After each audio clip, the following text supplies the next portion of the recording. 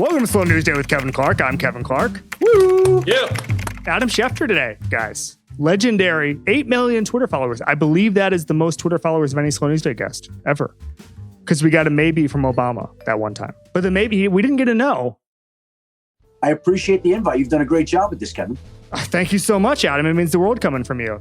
I really mean that. You're a natural at this. Am I in a coma? Like, what's going on right now, Adam? This is amazing. All right, Adam Schefter, ESPN insider, one of the best football journalists of all time, 8 million Twitter followers. And now, and this is important, Adam, you've had an amazing career in print. You covered the Broncos for years. You were a national insider at the NFL Network. Now you're at ESPN.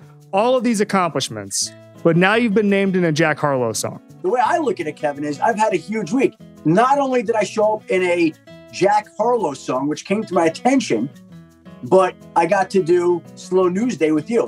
Those two things in 1 week, I don't know that it gets better than that. Do you know that I've never been so much as nominated for a single Emmy in my life, despite spending almost 17 years in television? What? Never.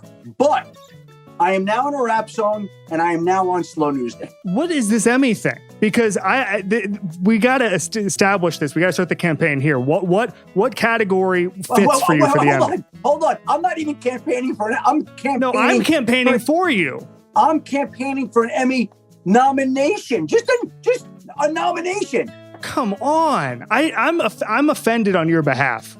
We start the campaign here. We're gonna have Corey make some graphics up. Adam Schefter for an Emmy nomination. Oh, I'm not even asking. I'm just asking for a nomination. I've never been nominated. All right. It launches here. It launches today. Adam, this is important. Monday night, Lamar Jackson leaves the game for an indeterminate amount of minutes.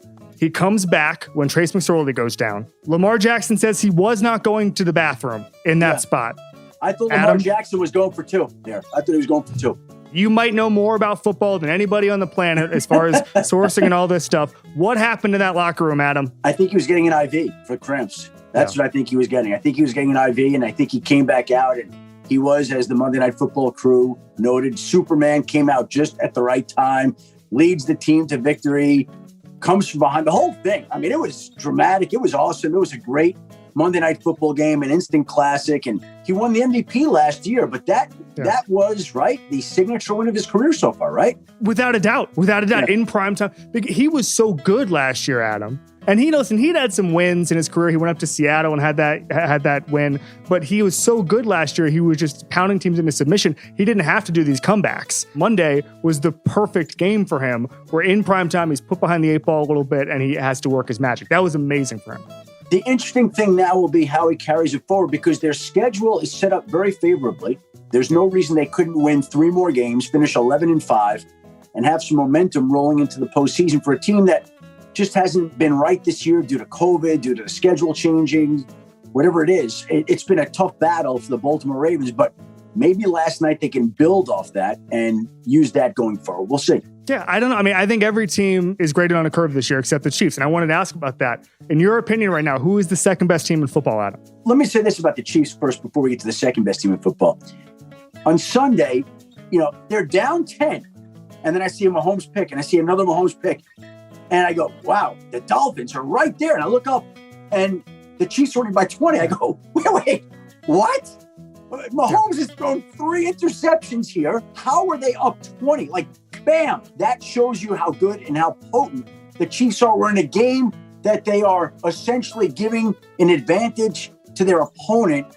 They're still up by 20. It's unbelievable. They're winning 88% of their games since the start of last year when they go down 10 points. The rest of the league wins 18% of those games. This is not normal. It is not normal to spot your opponent 10 points and still win the game. So the second best team in the NFL after the Chiefs, see, here's the thing. It's a week-to-week question. Yes. 1 week, it might be the Saints, but it wouldn't be this week. Nope. Another week, it might be the Rams. You can make the argument coming off that big win over the Patriots. Another week, you could argue the Buffalo Bills. The Steelers have fallen out of that argument for right now, but maybe they'll come back to it.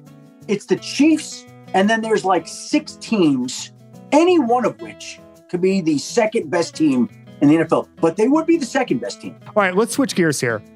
We all get, hopefully you get it for the sake of the question, screen time alerts at the end of every week. When you get that, what is your screen time, Adam, per week? Do we know? Sunday. Here we go. Sunday, 9:18 a.m. Your screen time was up 11% last week. Okay. For an average of 8 hours and 47 minutes a day. That's not bad. You have work-life balance, Adam. You're a huge fantasy basketball guy. Huge. You talked about it on your podcast. No. Bigger than huge. Bigger than huge. Biggest. You can't overstate that one enough. I have targeted guys in every round, guys that I want. And I am unwilling to share that information with anybody, Kevin. Do you have a big board? Oh yeah, I got a notebook right here of names that I want. It is my escape. I said it on my pod. It's my cigarette break. Like, okay, you know what? Just got done with a tough podcast with Kevin, did the slow news day. Let me go just tinker with the big board a little bit. And that's, I'm sure what GMs do, right? Like, let me move down Josh Allen and let me move up Josh Rosen, and we'll adjust the board the way it goes. And that's how you make some of the decisions that you do. Well, hopefully you're not moving up the NBA basketball, the fantasy basketball version of Josh Rosen. Hopefully that's not happening for you on Thursday night. Tell us your craziest breaking news story where you had to leave something or your phone's about to die. If you could have one thing, what is it? When I was at my mother-in-law's 75th surprise birthday dinner, okay? She walks in, surprise, we sit down, and I get a text from somebody, are you free?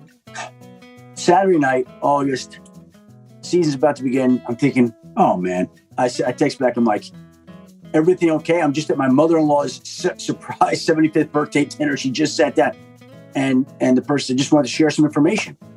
So I said to the table, excuse me? And that was basically the last time they saw me the rest of the night. Andrew Luck retired that night, and I missed my mother-in-law's 75th surprise birthday dinner. I filed a story. Not more than 90 seconds later, my phone rings, and it's the former Colts backup quarterback and Andrew Luck's good friend, Matthew Hasselbeck. Yep. And he said, did you report that Andrew Luck retiring? And I said, yeah. And he said, are you sure? And I thought, oh no. Am I sure? Well, I reported it, right? I usually don't report things that I'm not sure of. Yeah. And he said, well, I was just with him for the last 2 days in Indianapolis, and I didn't know a single thing about him retiring. My heart did drop into my stomach. Like, did I miss something? Did I get something wrong here? Was something lost in translation? Like, what the hell is going on here?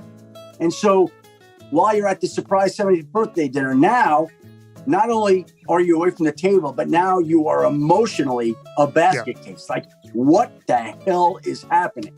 And of course, it turned out to be true, but Matthew Hasselbeck scared the crap out of me. All right, let's get to the newspaper here. All right, Adam, when's your birthday? Next week. What? Well, I turn 54 years old next week. You're using the TB12 method. This is great. All right, so does that mean you're a Capricorn or a Sagittarius?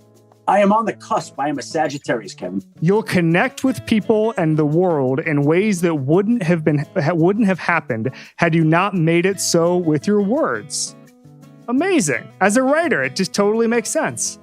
Well, I don't know what it means, but it seems to apply. Yeah, it seems very deep. It seems a lot deeper than I could even grasp and process.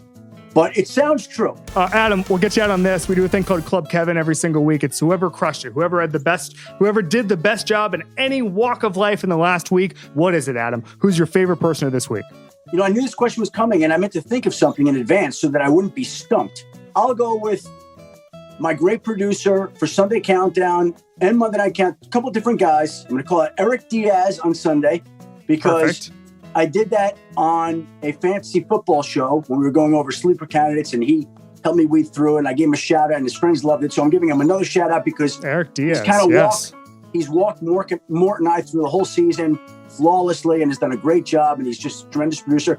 So I want to give Matt Garrett a shout out. I want to give Eric Diaz, all the people behind the scenes who help us look a little bit smarter than we actually are. Absolutely. Jackson Safon, Jason Gallagher, Corey McConnell, Richie Bozick, all the guys who are muted right now. They're geniuses. Chad Minatello, Greg Shapiro, Evan Kaplan, my researcher. Amazing people. Eric Diaz, Matt Garrett, all the folks behind the scenes. You guys are all in Club Kevin. Adam, thanks so much, man. This has been amazing. Kevin, thank you for having me. It's a great honor to be here. Jack Harlow and Club Kevin all in 1 week. What else could a man ask for?